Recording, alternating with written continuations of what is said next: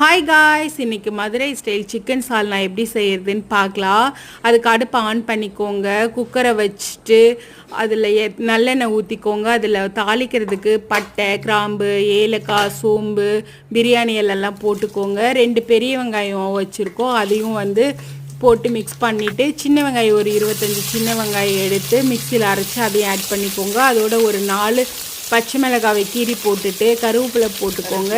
நம்ம 1 kilo chicken எடுத்து வச்சுருக்கோம், அதை நல்லா வாஷ் பண்ணிவிட்டு அதோடு போட்டு மிக்ஸ் பண்ணிக்கணும். அதில் 1/4 டீஸ்பூன் மஞ்சள் தூள், 2 ஸ்பூன் மிளகாய் தூள், 3 ஸ்பூன் மல்லித்தூள் போட்டு மிக்ஸ் பண்ணிவிட்டு அதோட 2 ஸ்பூன் இஞ்சி பூண்டு பேஸ்ட்டு போட்டுக்கோங்க. ஒரு 3 தக்காளி போட்டு நல்லா வதக்கிட்டு ஒரு கொஞ்சம் முந்திரியும் கசகசாவும் எடுத்து வச்சுருக்கோம். அதை மிக்சியில் அரைச்சி அதையும் அதோட ஆட் பண்ணிக்கோங்க.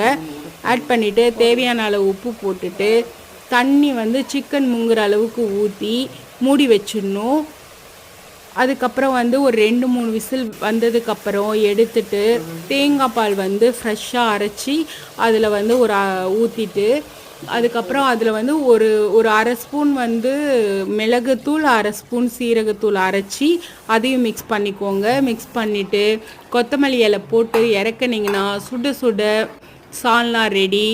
இது தோசை, சப்பாத்தி எல்லாத்துக்கும் சூப்பராக இருக்கும். நீங்களும் ட்ரை பண்ணி பாருங்கள்.